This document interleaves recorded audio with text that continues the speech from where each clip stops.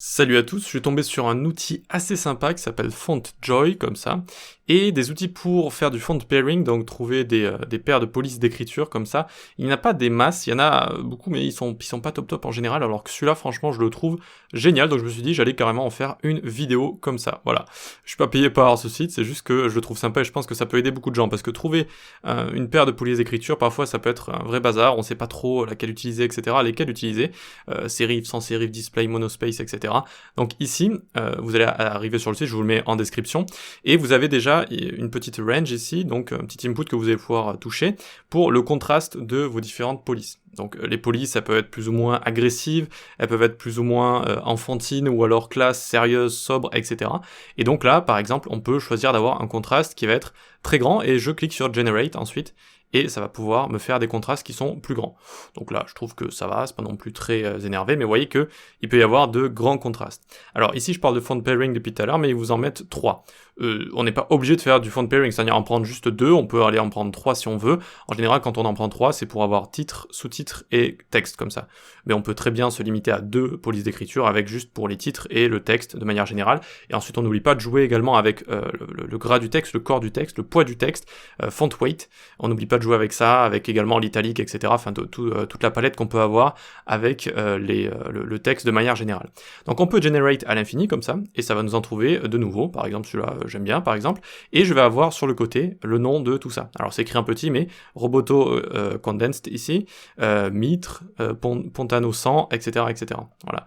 Et donc il faut savoir que, par exemple, je prends celui-là, je le copie, et je vais sur Google Font. Et si je dis pas de bêtises, normalement, ils sont tous là. Ils sont tous là, Roboto Condense, il y est. En fait, ça va que prendre des polices d'écriture gratuites made in Google Font.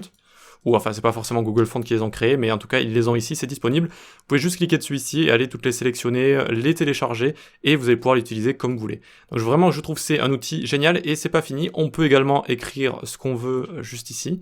Donc par exemple, la quintessence du rubis, voilà, hop, ça m'est venu juste comme ça. On va avoir un nom de roman à l'eau de rose ici, et par exemple on peut écrire donc tout ce qu'on veut, le nom d'un titre sur une page, le H1, etc. On peut vraiment tester le texte juste en dessous, et on peut tester également celui qui est juste ici. Vous voyez, je peux faire ce genre de choses, et je peux faire un CTRL-Z aussi, si j'ai envie de le faire revenir. C'est pas tout encore, on n'a pas terminé avec ce site. Je vous avais dit, il est vraiment génial par rapport à ce que je connais d'habitude.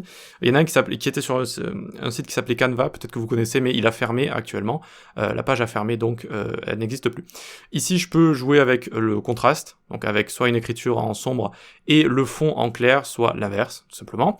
Et aussi, si j'ai quelque chose qui me plaît au niveau, par exemple, d'une police, eh bien, je peux la cadenasser juste ici, donc je clique sur le cadenas, et ça va generate d'autres polices qui vont bien avec celle-ci, mais tout en la gardant, en fait, d'accord? Donc ça va éviter de la perdre à chaque fois, et donc à chaque fois je peux cliquer, voilà, je clique, et vous voyez que là ça va les changer.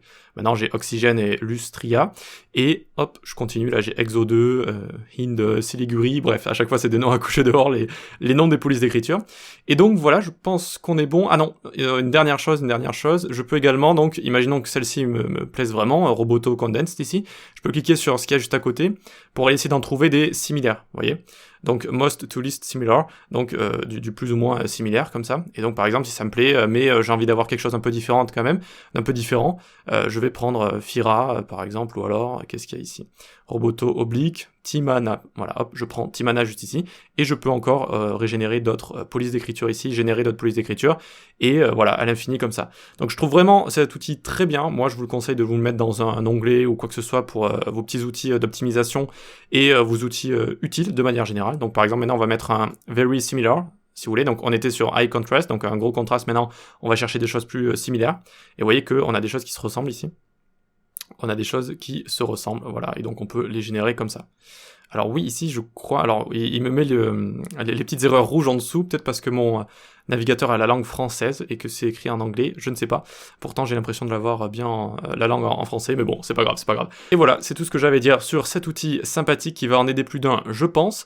Et rendez-vous sur le Discord, rendez-vous un petit peu partout sur les réseaux, et la réduction de moins 50% sur le parcours front-end s'arrête le 31 décembre à 23h59, donc profitez-en si vous n'en avez pas encore profité. Pour ceux qui m'envoient des mails pour avoir des réductions, etc., enfin, si vous m'avez envoyé un mail avant le 31, vous inquiétez pas, vous allez quand même avoir la réduction. Voilà, très bien, on se dit à la prochaine, ciao.